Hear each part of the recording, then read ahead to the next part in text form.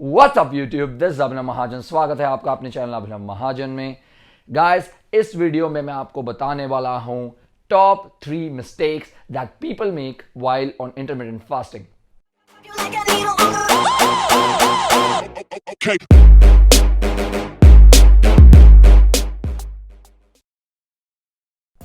जिन लोगों को यहां पर इंटरमिटेंट फास्टिंग नहीं पता क्या होती है, intermittent fasting is a dieting strategy जिसमें एक पर्टिकुलर टाइम आप भूखे रहते हैं, स्टार्व करते हैं, फास्ट रखते हैं और then there is a eating window of 4 to 8 hours जिसमें आप अपने पूरे दिन का न्यूट्रिशन या कैलोरीज खाते हैं।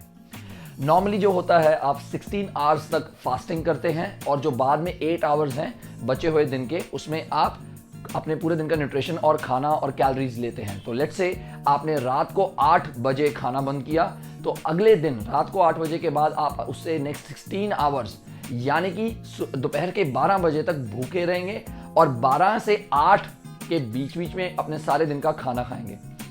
जैसा कि मैंने आपको एक छोटा सा ओवरव्यू दे दिया इंटरमिटेंट फास्टिंग का। अब इंटरमिटेंट फास्टिंग क्यों अच्छी है? क्योंकि इसमें कुछ बॉडी के मेटाबॉलिक चेंजेस होते हैं जिससे आपकी फैट लॉस और आपके ओवरऑल बॉडी फैट परसेंटेज या कॉम्पोजिशन में हेल्प होती है।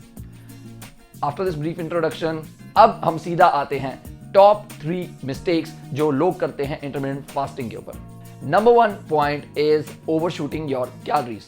याद रखिए कि बहुत लोगों को ये गलतफहमी है कि इंटरमिटेंट फास्टिंग में जो ईटिंग विंडो मिलती है उसमें आप कुछ भी खा सकते हैं और जितना मर्जी खा सकते हैं, और ये one of the biggest reasons होता है कि लोगों को रिजल्ट्स नहीं मिलते।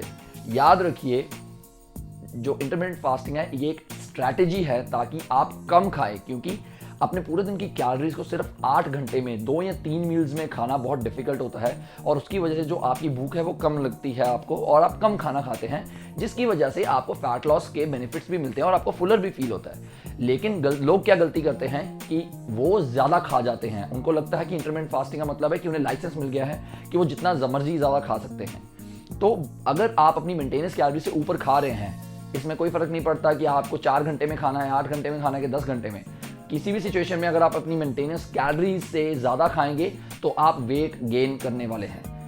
आई होप आपको ये बात समझ में आ गई है। चाहे इंटरमिटेंट फास्टिंग है या नहीं, आपको अपनी मेंटेनेंस कैलोरीज से कम ही खाना है। इसलिए अपनी कैलकुलेशंस को पॉइंट पे रखिए, मेंटेनेंस कैलोरीज कैलकुलेट करके रखिए और जितने डेफिसिट में खाना है उसको कैलकुलेट करके अपनी ईटिंग विंडो में सिर्फ उतना ही खाएं, उससे ज़्यादा मत खाएं।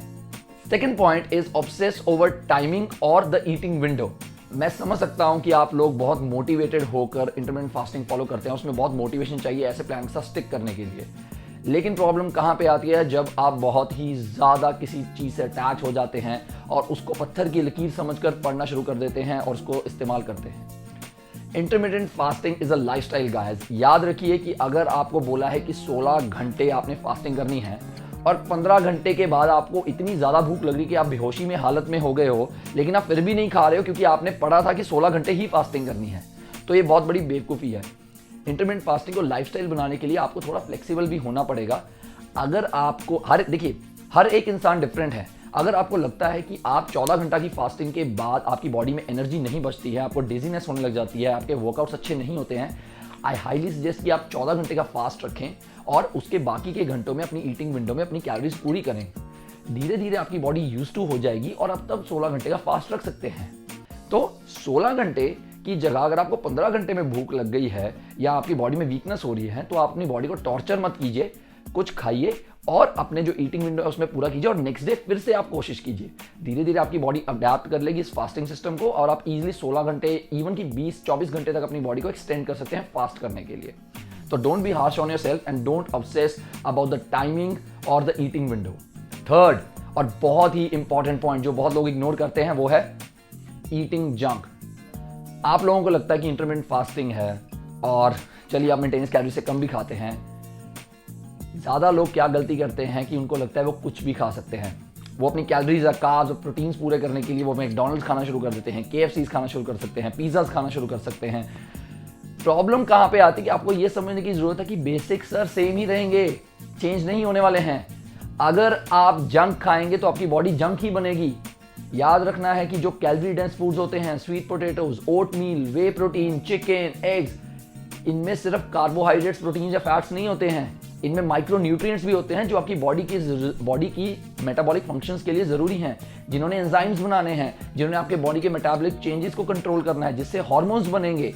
लेट्स से अगर आप ब्राउन राइस छोड़ के या ब्राउन ब्रेड्स छोड़ के अगर आप चीनी या स्वीट ड्रिंक्स या कोल्ड ड्रिंक पीकर अपने मैक्रोस पूरे कर रहे हैं, तो आप जो इंसुलिन आपको जो बेनिफिट होना था वो तो होएगा ही नहीं।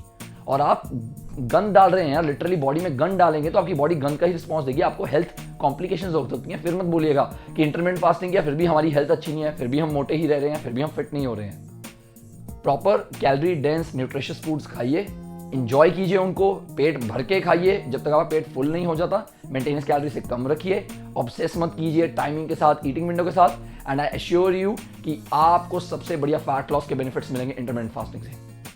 सो गाइस, आई होप आपको ये वीडियो हेल्पफुल लगी। I am gonna see you very soon. Till next time, keep going, keep growing stronger.